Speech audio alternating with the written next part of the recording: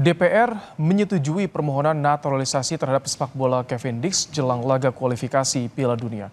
Namun ada juga anggota Komisi 10 DPR yang mengkritik proses naturalisasi pemain timnas. Bagaimana menyikapi proses naturalisasi ini? Kita akan bahas bersama dengan pengamat sepak bola M. Kusnaini. Selamat petang, Bungkus. Selamat petang, Ibrahim. Bungkus, ada anggota Komisi 10 DPR yang mengkritik proses naturalisasi. Bagaimana menyikapinya seharusnya, Bungkus? Iya, itu gambaran peta pemahaman atau akseptabilitas masyarakat Indonesia terhadap naturalisasi ya. Artinya memang tidak semua masyarakat Indonesia dengan mudah menerima naturalisasi. Ada sekelompok masyarakat yang juga belum bisa menerima atau tidak menerima. Dan apa yang disuarakan Ibu Anita itu adalah wakil dari kelompok masyarakat yang masih keberatan atau tidak menerima naturalisasi. Itu saya pikir harus kita terima sebagai realita ya. Tapi untuk mengatakan bahwa naturalisasi itu harus dihentikan, saya pikir itu juga agak berlebihan. Karena naturalisasi itu kan sebuah opportunity ya, sebuah peluang yang diberikan oleh FIFA kepada anggota-anggotanya untuk memanfaatkan pemain yang punya persyaratan tertentu untuk bermain mewakili negara tersebut. Jadi ini opportunity, peluang. Kalau peluang itu kan mau diambil atau tidak kan terserah kita. Jadi kalau kita berharap suatu saat kita tidak memanfaatkan peluang itu juga nggak apa-apa. Tapi saat ini opportunity itu terbuka dan kita bisa memanfaatkannya untuk memperkuat tim nasional kita. Itu saya pikir poinnya. Ini nampaknya justru harus didukung ya, karena yang dinaturalisasi ini darah Indonesia, memiliki darah Indonesia, dan di PSSI bilang mereka tanpa disewa, tanpa diberikan biaya, ini murni untuk Indonesia, Bungkus. Iya, jadi yang sering saya katakan itu kan naturalisasi yang dilakukan Indonesia itu kan naturalisasi yang terukur.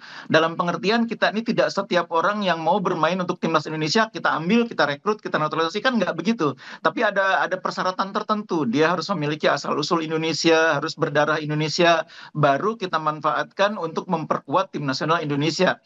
Dan mereka bergabung dengan timnas Indonesia itu tidak ada istilahnya transfer, tidak ada istilahnya kontrak tertentu. Karena emang kalau untuk tim nasional itu tidak ada istilah transfer seperti itu.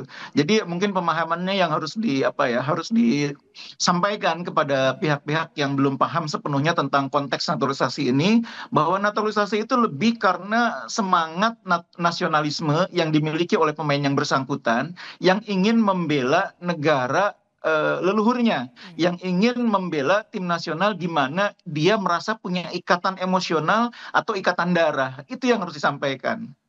Jadi seharusnya tidak boleh ada diskriminasi terhadap mereka, karena ini mereka berjuang untuk negara juga, Bungkus, untuk Iya, tanah leluhur. betul. Saya sering mengatakan bahwa naturalisasi itu kan juga bagian dari hak mereka. Hak untuk memilih kan, memilih untuk berwarga negara yang mana. Dan karena mereka punya garis keturunan Indonesia, punya asal-usul Indonesia, mereka juga punya hak untuk memilih. Meskipun tentu harus ada persyaratan yang dipenuhi. Dan persyaratan itu tidak semua orang punya. Jadi hanya yang punya persyaratan sesuai dengan regulasi yang berlaku, yang kemudian bisa dinaturalisasi. Kan ada juga beberapa pemain yang juga ingin menjadi bagian dari timnas Indonesia, tapi Oke. secara regulasi tidak memungkinkan karena persyaratannya tidak terpenuhi. Jadi ini bukan program yang tidak terukur, tapi program yang ada batas-batasnya, ada syarat-syaratnya, Mhm. sehingga sangat terukur.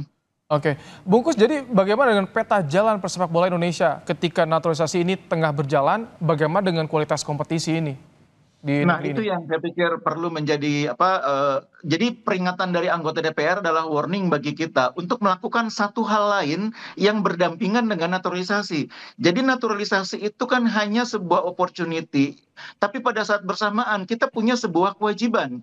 Kewajiban memperkuat kompetisi domestik, kewajiban untuk memperkuat pembinaan usia muda. Nah, kalau itu dilakukan secara bersamaan, kompetisinya diperkuat, pembinaan usia mudanya diperkuat, lalu kita ambil juga opportunity naturalisasi, maka tim nasional Indonesia akan kuat. Jadi jangan satu sisi saja yang diperkuat, misalnya naturalisasi saja, tapi pada saat bersamaan kita tidak mengembangkan liganya, tidak mengembangkan pembinaan usia mudanya. Itu pada satu titik tertentu kita akan kehabisan juga opsi naturalisasi itu. Karena kan naturalisasi tidak setiap saat tersedia. Contohnya sekarang, kita pengen punya striker yang bagus, tapi kita cari kan juga nggak mudah faktanya. Jadi naturalisasi itu tidak dengan mudah dilakukan karena ada persyaratan-persyaratannya yang tidak setiap saat bisa tersedia. Oke, baik. Terima kasih Bung Kusnaini, Baik, pengamat Ibrahim. sepak bola, telah menyampaikan pandangannya dalam program Kompas Petang sore hari ini.